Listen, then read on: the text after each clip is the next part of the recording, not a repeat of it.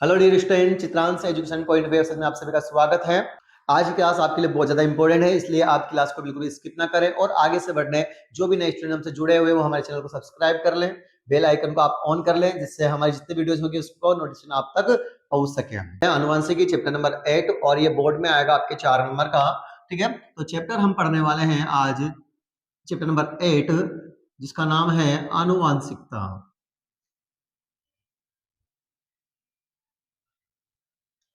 और ये आपके बोर्ड में कम से कम 4 नंबर का आएगा। ठीक है स्टूडेंट्स, कितने नंबर का आएगा? ये आपके 4 नंबर का आएगा। अगर आप 4 नंबर चाहते हो कि आपके बोर्ड में 1 नंबर के चैप्टर में से ना कटे, तो आप ये वीडियो बिल्कुल भी स्किप मत करना और एंड तक हमसे जुड़े हुए रहना, क्योंकि ये वन शॉट क्लास है और वन शॉट क्लास में आपके सारे ही डाउट्स और सारे क्वेश्चंस मैं आपको खत्म करवा दूंगा, जिससे बोर्ड एग्जाम में आपके एक भी नंबर ना कटे। बने रहना हमसे, मैं आपसे कह रहा हूँ, रिक्वेस्ट कर रहा हूँ मैं आपसे कि आप हमें से लास्ट तक बने हुए रहना। अगर आप लास्ट तक बने रह गए तो इस चैप्टर में से आपके एक भी नंबर नहीं कटने वाला है। ठीक है, ये हमारी क्या है, रिवीजन क्लास। ध्यान देना कि विज्ञान की वही शाखा जिनमें आनुवंशिक लक्षणों का अध्ययन किया जाएगा, मतलब कि इनकी स्टडी की जाएगी, इनका अध्ययन किया जाएगा, उसे हम आनुवंशिकी कहेंगे। क्लियर ना? एक तो आपका क्वेश्चन बनेगा परिभाषा में से, और दूसरा जो क्वेश्चन होगा प्यारे बच्चों वो आपका बनेगा कि यहाँ से ये जो नाम था ये नाम किसने दिया। ठीक है, तो प्यारे बच्चों नाम था वो दिया था बेटसन ने। ठीक है, यहां से यही क्वेश्चन बनेगा कि आनुवंशिकी किसे कहते हैं या जेनेटिक्स किसे कहते हैं। तो विज्ञान की वह शाखा जिसमें आनुवंशिक लक्षणों का अध्ययन किया जाएगा उसे हम आनुवंशिकी कहते हैं। और आनुवंशिकी नाम दिया था बेटसन ने। कैसे याद रखना है आपको? एक बेटे के पास क्या है? बेट है, तो बेटसन। अब हम पढ़ने वाले हैं आनुवंशिक लक्षण। तो आनुवंशिक लक्षण क्या होते हैं, ध्यान देना प्यारे बच्चों। आपको पता होगा जब पैदा हुए होंगे, आपके घर में कोई बच्चा, छोटा बच्चा, जब आपके एनवायरमेंट में, आपके फैमिली में कोई बच्चे ने जन्म लिया है, नया बेबी आपके घर में आया है, तो क्या होता है, जो नया बेबी आपके घर में आता है ना प्यारे बच्चों, तो हम क्या बोलते हैं, यार ये ना, ये तो इसके पापा को गया है, ये इसकी मम्मी को गया है, इसके बाल इसके पापा की तरह है ना, इसकी आंखें इसके दादा की तरह है, या इसकी नानी की तरह है, या इसकी मौसी की तरह है। तो प्यारे बच्चों जो लक्षण होते हैं हम बोलते हैं कि यार ये तो इसकी शक्ल इससे मिल रही है, या इसके बालों का कलर इसके जैसा है, या इसके आंखों का कलर इसके जैसा है ना। तो प्यारे बच्चों जितना भी हम बोलते हैं ये इससे मिला हुआ है, ये इससे मिला हुआ है, तो ये सारे के सारे हमारे होते हैं आनुवंशिक लक्षण होते हैं। मतलब कि ऐसे लक्षण जो संतान को उसके माता पिता, उसके दादा दादी, नाना नानी, मामा मामी से प्राप्त होते हैं, वो सारे के सारे लक्षण हमारे आनुवंशिक लक्षण कहलाते हैं। रहेगा आपको याद? ठीक है, तो आनुवंशिक लक्षण क्या? ऐसे लक्षण होंगे जो ऐसे लक्षण जो संतान को उसके माता पिता से प्राप्त होते हैं। संतान को माता पिता से संतान को माता पिता से, दादा दादी से, या नाना नानी से प्राप्त होते हैं, आनुवंशिक लक्षण कहलाते हैं। क्लियर मेरे बच्चों? दोबारा रिपीट कर रहा हूं मैं। आनुवंशिक लक्षण वह लक्षण जो संतान को उसके माता पिता, दादा दादी से या नाना नानी से प्राप्त होते हैं, आनुवंशिक लक्षण कहलाते हैं। ठीक है, इसके एग्जाम्पल आप क्या याद रखोगे? आप बालों का आकार, शरीर की लंबाई, आंखों का रंग, ये सारे के सारे हमारे होते हैं आनुवंशिक लक्षण। टॉपिक है वो है आनुवंशिकता। और ध्यान रखना प्यारे बच्चों, ये सबसे ज्यादा इंपॉर्टेंट है। यहाँ से भी 2 क्वेश्चन बनेंगे। 2 क्वेश्चन सर कौन कौन से बनेंगे? तो प्यारे बच्चों पहला जो क्वेश्चन बनेगा इसकी परिभाषा से बनेगा, और दूसरा जो क्वेश्चन होगा इसका नाम किसने दिया था, या नाम। आनुवंशिकता को हम इंग्लिश में हेरिडिटी कहते हैं। तो क्लियर? ठीक है, 2 क्वेश्चन आनुवंशिकता बनने वाले हैं। एक आपका बनने वाला है परिभाषा से, और दूसरा बनने वाला इसका नाम किसने दिया। क्वेश्चन से बनेगा हेरिडिटी शब्द का उपयोग किसने करा, या हेरिडिटी की परिभाषा किसने दी, या हेरिडिटी किसे कहते हैं। तो प्यारे ध्यान देना कि हमने क्या पढ़ा, आनुवंशिक लक्षण हमने पढ़े, है ना। तो आनुवंशिक जो लक्षण होंगे, आनुवंशिक लक्षणों का एक पीढ़ी से दूसरी पीढ़ी में जाना आनुवंशिकता कहलाता है। ये आनुवंशिक लक्षण है हमारा। और आनुवंशिक लक्षण कहाँ चल गए प्यारे बच्चों? एक पीढ़ी से, हमारे पास में एक पीढ़ी है, अब एक पीढ़ी से ये जो दूसरी जो पीढ़ी होगी उस पीढ़ी में ट्रांसफर हो गए, तो एक पीढ़ी से दूसरी पीढ़ी में जाना आनुवंशिकता कहलाता है। क्लियर? दोबारा रिपीट कर रहा हूं कि अब आनुवंशिक परिभाषा क्या बनेगी। आनुवंशिक लक्षणों का एक पीढ़ी से दूसरी पीढ़ी में जाना आनुवंशिकता कहलाता है। और आनुवंशिकता जो शब्द है, हेरिडिटी जो शब्द है, इसका यूज सबसे पहले किया था स्पेंसर ने। किसने किया प्यारे बच्चों? स्पेंसर ने किया। क्लियर ना? दोबारा बच्चों, ठीक है, दोबारा रिपीट कर रहे हैं हम।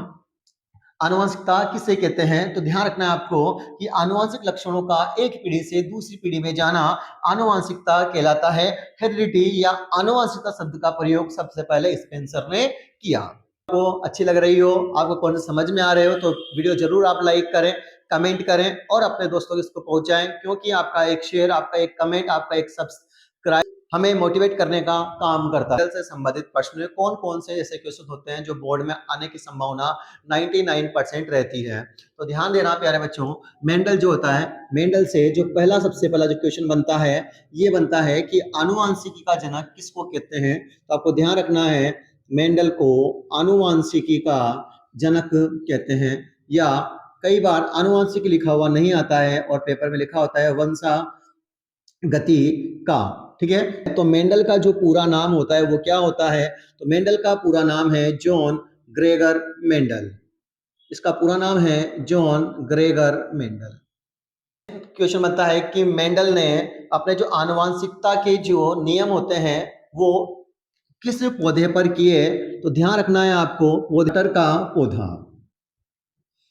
ठीक है, यहां से अब आपको क्या याद रखना है कि मटर के पौधे का वैज्ञानिक नाम क्या होता है प्यारे बच्चों? तो आपको याद रखना है, मटर के पौधे का वैज्ञानिक नाम होता है पाइसम सेटाइवम। पाइसम सेटाइवम मटर के पौधे का वैज्ञानिक नाम होता है। ठीक है, यहाँ से कौन कौन से क्वेश्चन हमने पढ़े, ध्यान देना। आनुवांशिकता का या वंशागति का जनक किसको कहते हैं? तो आपका आंसर रहेगा मेंडल।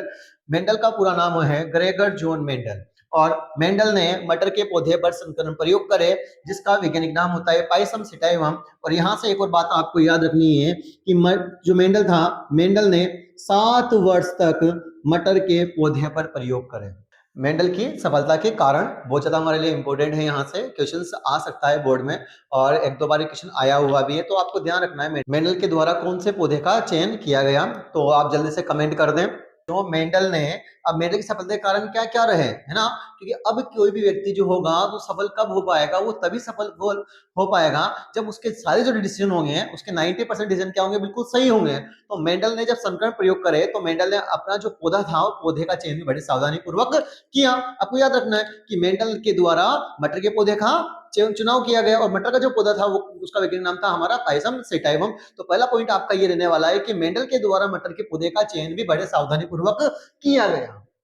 ठीक है, रहेगा आपको याद कि मेंडल के द्वारा मटर के पौधे का चुनाव भी बड़ी सावधानी पूर्वक किया गया। ठीक है, चलो पहला पॉइंट लिखेंगे हम, मेंडल ने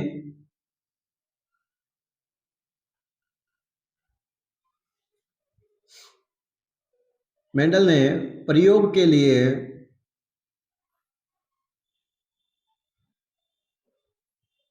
मटर के पौधे का चुनाव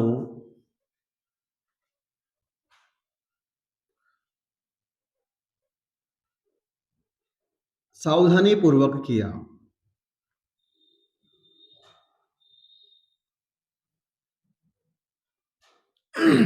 मेंडल ने प्रयोग के लिए मटर के पौधे का चुनाव भी सावधानी पूर्वक किया। दूसरा पॉइंट था कि एक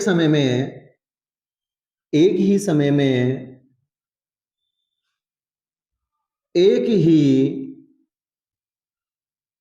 लक्षण की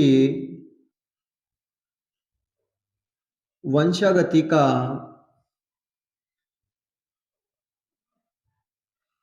अध्ययन किया। तीसरा पॉइंट है, मेंडल के द्वारा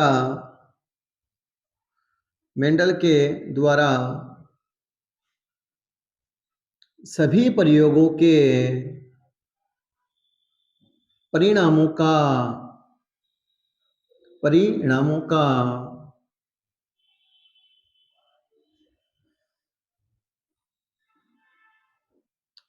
सांख्यिकीय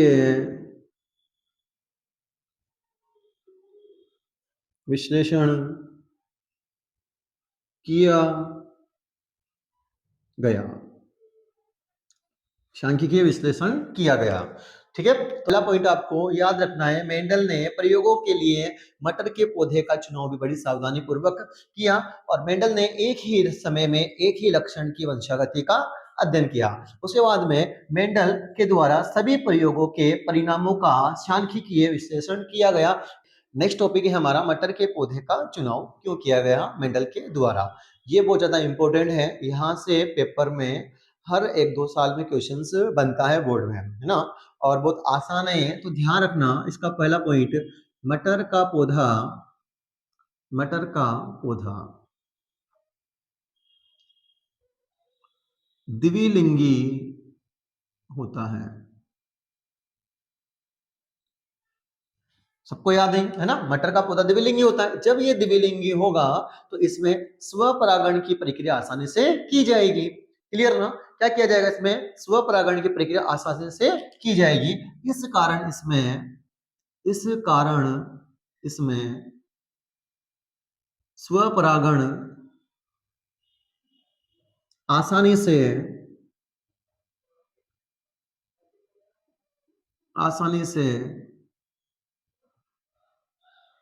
किया जा सकता है, आसानी से किया जा सकता है। क्लियर? ठीक है। दूसरा ध्यान देना कि अब मटर का जो पौधा होता है, इसकी जो जीवन काल होता है वो कितने वर्ष का होता है, तो ध्यान रखना, मटर का पौधा 1 वर्षीय पौधा होता है। मटर 1 वर्षीय,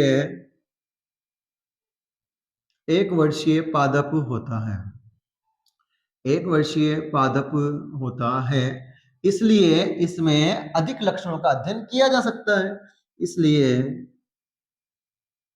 इसमें अधिक लक्षणों का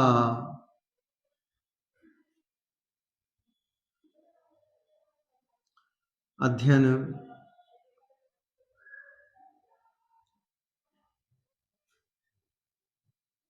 किया जा सकता है। ठीक है मेरे बच्चों, रहेगा आपको याद। तीसरा पॉइंट आपको याद रखना है, इसमें विपुंसन द्वारा, विपुंसन द्वारा कृत्रिम, कृत्रिम स्वपरागण आसानी से किया जा सकता है।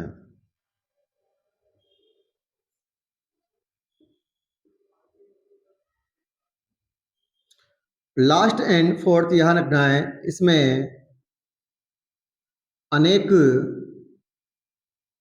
विपर्यासी लक्षण, अगर आपको विपर्यासी याद ना रहो तो आप लिख सकते हो अलग अलग लक्षण, अलग अलग लक्षण पाए जाते हैं, अलग अलग लक्षण पाए जाते हैं। क्लियर पर बच्चों? दोबारा से हम रिवाइज कर रहे हैं। मटर का पौधा द्विलिंगी होता है, इस कारण इसमें स्वपरागण आसानी से किया जा सकता है। मटर 1 वर्षीय पादप होगा, इसलिए इसमें अधिक लक्षणों का अध्ययन किया जा सकता है। इसमें विपुंसन के द्वारा कृत्रिम स्वपरागण आसानी से किया जा सकता है और मटर के पौधे में अलग अलग लक्षण पाए जाते हैं, इसलिए संकरण प्रयोग भी हमें क्या होंगे? अधिक से अधिक मिलेंगे।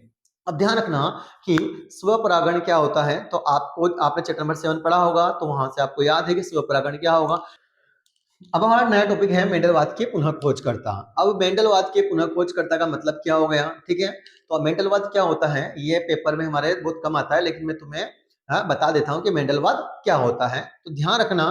ठीक है, और जो मैं बोल रहा हूं इसको आप अपनी कॉपी में, नोट्स बुक जो होगी उसमें आप लिख लेना, अगर आपने नहीं लिख रखा हो तो, है ना, और अगर आपने लिख रखा हो तो इसे एक रिवीजन अपनी कॉपी निकालना और वहां पर देखना कि क्या लिखा हुआ। ध्यान रखना प्यारे बच्चों, मेंडल के द्वारा मटर के पौधे पर किए गए प्रयोगों के आधार पर आनुवंशिकता के नियमों का प्रतिपादन मेंडलवाद कहलाता है। मेंडलवाद की पुनः खोजकर्ता का मतलब क्या हो गया? मेंडलवाद की परिभाषा मैंने आपको समझाई दी।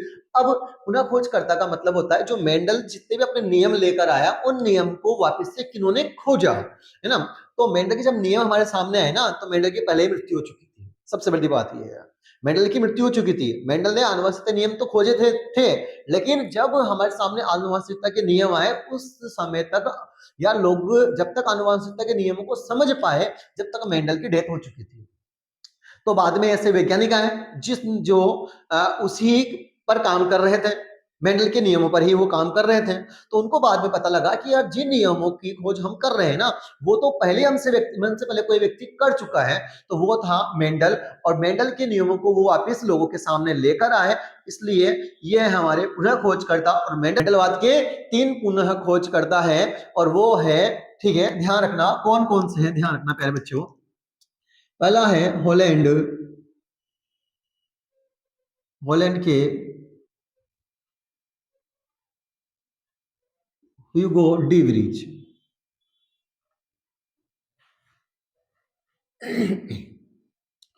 दूसरा याद रखना है आपको, जर्मनी का या के जर्मनी के कार्ल कोरेंस। तीसरा याद रखना है आपको, ऑस्ट्रिया के एरिक वॉन शेरमैक। ये 3 ऐसे वैज्ञानिक थे जिन्होंने मेंडलवाद के पुनः खोजकर्ता कहा जाता है।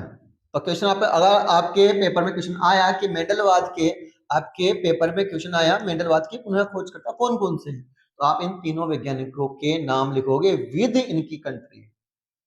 तो यहां से ध्यान रखना, आप किसे याद रखोगे सर, यहां पर हो गया हमारे पास में एच हॉलैंड के ह्यूगो डे वरीज, ठीक है। जर्मनी से जे और कोल करेंस से क्या लिखा अपन ने, के, तो क्या हो गया जर्मनी के कोल्ड कोरेंस।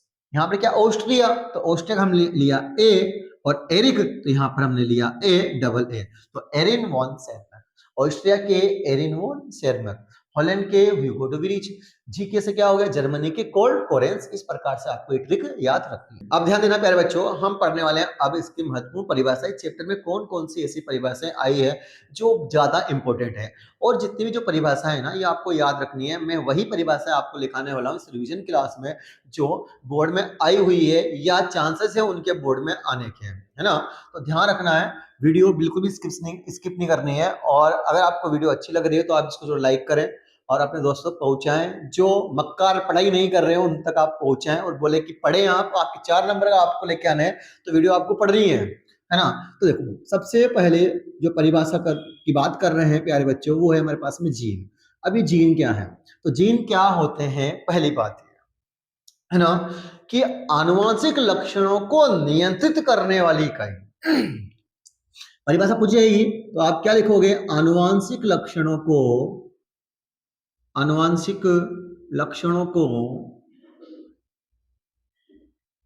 नियंत्रित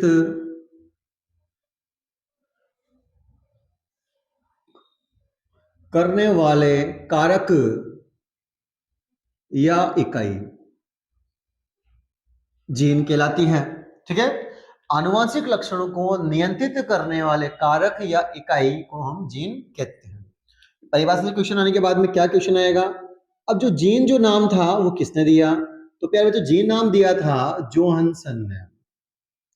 जी नाम दिया प्यारे बच्चों जोहानसन ने, आपको याद रखना है, ठीक है।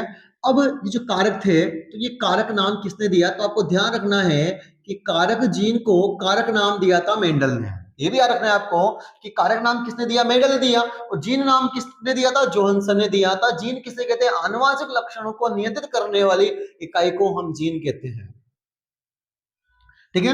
अब ध्यान देना, जीन को हम क्या बोलते हैं, तो जीन को हम कहते हैं डीएनए का क्रियात्मक खंड। डीएनए का क्रियात्मक खंड कहते हैं हम, ठीक है। तो डीएनए का क्रियात्मक खंड कौन होता है, जीन होता है, रहेगा आपको याद, ठीक है। फिर आपसे पूछा बताओ जीन कहां पर स्थित होते हैं, तो प्यारे बच्चों जीन स्थित होते हैं गुणसूत्र पर या डीएनए पर, है ना। पूछा जाए पेपर में बताओ डीएनए पर कौन स्थित होता है, तो आप क्या बोलोगे, जीन्स, जीन्स स्थित होते हैं, ठीक है। जीन नाम बताओ किसने दिया, जोहानसन ने दिया। डीएनए का क्रियात्मक खंड क्या कहलाता है, जीन कहलाता है। जीन कहां पर स्थित होते हैं, गुणसूत्र पर या डीएनए पर स्थित होते हैं। ये सारे क्वेश्चंस बनते हैं जीन से। जीन से 5-6 क्वेश्चन आपके पेपर में आने की संभावना 99% है। जीन से क्वेश्चन आया तो क्या परिभाषा में क्या लिखोगे आप, जीन की परिभाषा क्या हो गई? आनुवंशिक लक्षणों को नियंत्रित करने वाले कारक जीन कहलाते हैं। कारक नाम किसने दिया? मेंडल ने। जीन नाम किसने दिया? जॉनसन ने। डीएनए का क्रियात्मक खंड क्या कहलाता है? जीन कहलाता है। जीन कहां पर स्थित होते हैं? तो गुणसूत्र या डीएनए पर ये स्थित होते हैं। क्लियर प्यारे बच्चों? ठीक है, ये आपको याद रखना है। क्वेश्चन 101% यहां से बनेगा, मैं आपसे कह रहा हूं, वादा रहा आपसे कि 100% क्वेश्चन यहां से बनेगा। अब दूसरे जो हमारा पॉइंट है सबसे ज्यादा इंपॉर्टेंट है, वो है हमारा युग्म विकल्पी या एलील। ध्यान रखना है आपको, पेपर में या तो युग्म विकल्पी लिखा हुआ आएगा या आपके एलील लिखा हुआ आएगा। अब ये एलील और युग्म विकल्पी क्या है ना? तो ध्यान देना प्यारे बच्चों, युग्म, युग्म का मतलब होता है जोड़ा। युग्म का मतलब क्या होता है? जोड़ा होता है। ध्यान रखना, युग्म का मतलब जोड़ा हो गया। अब ये जोड़ा कैसे लिखा जाएगा? तो मैंने आपको कहा कि किस आनुवंशिक लक्षणों को नियंत्रित करने वाली जो इकाई है उसको हम क्या कहेंगे? जीन कहेंगे। तो जीन को सर हम कैसे दर्शाएंगे? तो जीन को प्यारे बच्चों हम अंग्रेजी के कैपिटल या स्मॉल लेटर से हम दर्शाएंगे। जब इन जीनों को अगर हम जोड़े के रूप में लिखेंगे, अगर इन जीन्स को हमने किसके रूप में लिखा? जोड़े के रूप में लिखा, तो टी ओ टी, ठीक है, पेयर बन गया। दो लोग हैं मतलब एक जोड़ा बन गया। ठीक है, अगर मैंने यहाँ पे क्या लिया? कैपिटल टी स्मॉल टी लिया। बताओ मैंने यहाँ पे क्या लिया? स्मॉल टी लिया। तो ये क्या है? पेयर है, एक जोड़ा है। अगर जीनों को, है ना, अगर जीन्स को हम क्या करेंगे? जोड़े के रूप में लिखेंगे तो उनको हम क्या कहेंगे? युग्म विकल्पी कहेंगे। ध्यान रखना, जीन को अगर हम जोड़े के रूप में प्रदर्शित करते हैं तो उसे हम युग्म विकल्पी या एलील कहते हैं। क्लियर प्यारे बच्चों? ठीक है, यहां से दो परिभाषा और हम खत्म करने वाले हैं। तो ध्यान देना, एक बनता है हमारे पास में समयुग्मजी या समयुग्म विकल्पी, और दूसरा बनता है हमारे पास में विषम युग्म विकल्पी। ठीक है, तो दो प्रकार के युग्म विकल्प बनेंगे हमारे पास में।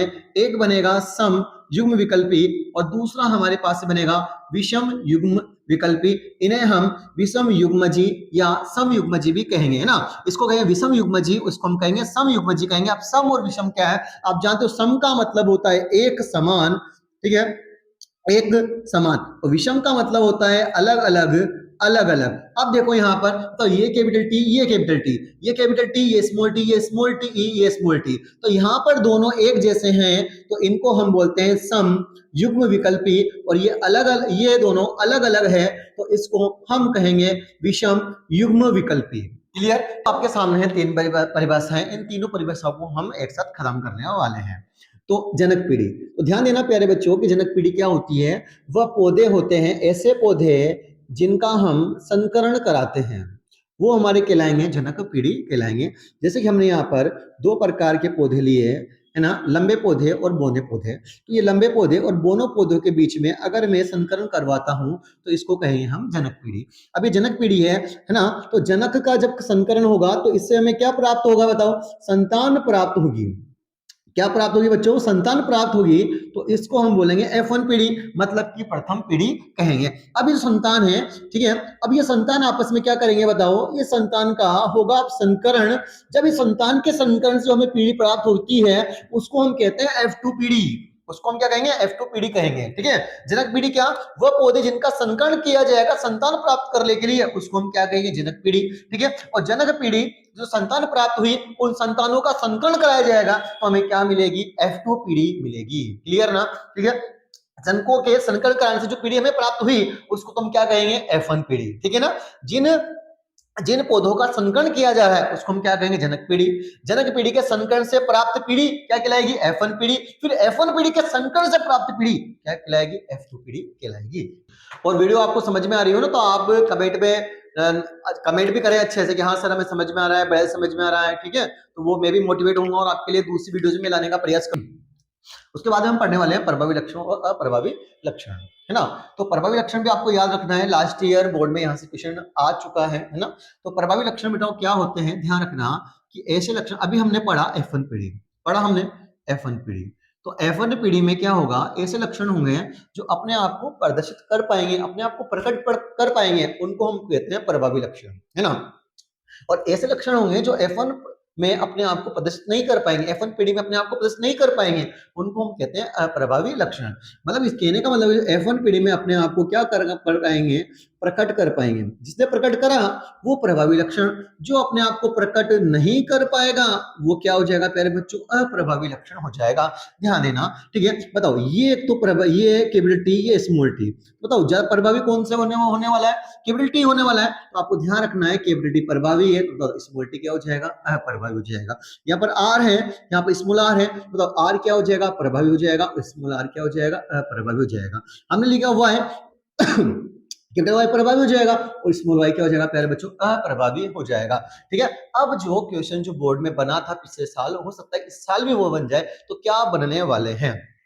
तो हमने मटर का पौधा लिया है ना, तो प्यारे बच्चों हमने मटर का पौधा लिया, तो मटर के पौधे के 3 गुण दिए हुए होते हैं पेपर में, और हमें पता लगाना पड़ता है कि कौन सा यहाँ पर अप्रभावी है या प्रभावी है। या डेट क्वेश्चन पूछ सकता है कि रंग के आधार पर कौन सा पौधा प्रभावी होगा, लंबाई के आधार पर कौन सा पौधा प्रभावी होगा, है ना, और पुष्प के रंग के आधार पर कौन सा जो पौधा होगा वो प्रभावी होगा। तो ध्यान रखना है प्यारे बच्चों आपको, पहले तो लंबाई के आधार पर, तो लंबाई में, ठीक है, तो लंबा पौधा जो होगा वो तो आपका प्रभावी लक्षण होगा, और जो बोना पौधा होगा वो आपका अप्रभावी होगा।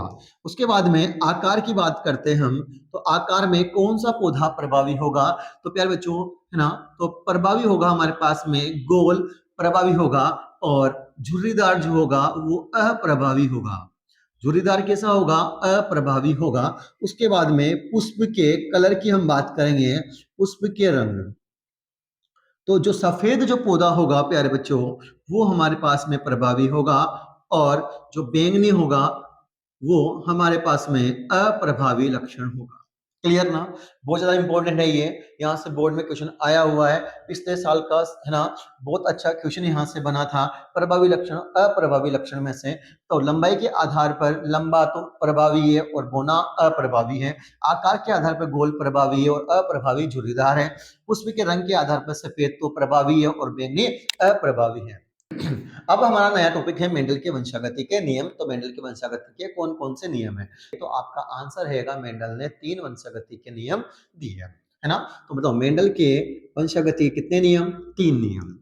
ठीक है, तो पहला कौन सा है, तो ध्यान रखना, पहला है प्रभाविता का नियम, प्रभाविता का नियम। दूसरा है पृथक्करण का नियम, पृथक्करण का नियम। इसका एक और नाम होता है युग्मकों की शुद्धता का नियम, युग्मकों की शुद्धता का नियम। ध्यान रखना, पृथक्करण का नियम, दूसरा है युग्मकों की शुद्धता का नियम, तीसरा ध्यान रखना प्यारे बच्चों जिसे हम कहते हैं स्वतंत्र अपव्यूहन का नियम, स्वतंत्र अपव्यूहन का नियम। क्लियर रहेगा प्यारे बच्चों आपको याद है ना। मेंडल के वंशागति कितने नियम, 3 नियम। पहला नियम प्रभाविता का नियम, दूसरा पृथक्करण का नियम या युग्मकों की शुद्धता का नियम, तीसरा है स्वतंत्र अपव्यूहन का नियम। अब यहां से भी क्वेश्चंस किस प्रकार से बन सकते हैं कि मेंडल की वंशागति का पहला नियम कौन सा है, तो आपको याद रखना है मेंडल के वंशागति का पहला नियम है प्रभाविता का नियम, दूसरा कौन सा है पृथक्करण का नियम या युग्मकों की शुद्धता का नियम, और तीसरा है हमारे पास में स्वतंत्र अपव्यूहन का नियम। और यहां से भी इस प्रकार से बनेगा कि द्विसंकर संकन के आधार पर कौन सा नियम दिया था मेंडल ने, तो द्विसंकर संकन के आधार पर मेंडल ने दिया था स्वतंत्र अपव्यूहन का नियम। कौन सा नियम दिया था, स्वतंत्र अपव्यूहन का नियम। ध्यान रखना ये होता है द्विसंकरण के आधार पर, द्विसंकरण के आधार पर, और ये दोनों जो होते हैं एक संकरण के परिणामों पर आधारित है, ये एक संकरण के परिणामों पर आधारित है, ये आपको याद रखना है। प्रभाविता का नियम क्या है, एक संकरण के आधार पर, ठीक है, और दूसरा पृथक्करण का नियम किस पर है, एक संकरण के आधार पर है। लेकिन तीसरा जो नियम है स्वतंत्र अपव्यूहन का नियम, ये द्विसंकरण के आधार पर है, मतलब कि इसमें 2 लक्षणों की वंशागति का अध्ययन किया जाएगा, इसमें एक लक्षण की वंशागति का अध्ययन किया जाएगा। मतलब बोना पौधा और लंबा पौधा है ना, तो एक से एक गुण हो गया। लेकिन अगर 2 गुण कैसे होंगे, ध्यान रखना कि मैंने बोला कि लंबा पौधा है ना, और मैंने बोला कि ये बोना पौधा, तो ये तो एक गुण है। लेकिन मैंने ऐसे बोला कि गोल पौधा और मैंने बोला पीला पौधा, गोल और पीला, तो ये दो गुण हो गए। अगर दो गुणों की लक्षणों के वंशागति का अध्ययन किया जाएगा तो उसे हम द्विसंकर संकरण कहेंगे। अगर एक लक्षण के वंशागति का अध्ययन किया जाएगा तो उसे हम एक संकर संकरण कहेंगे। क्लियर।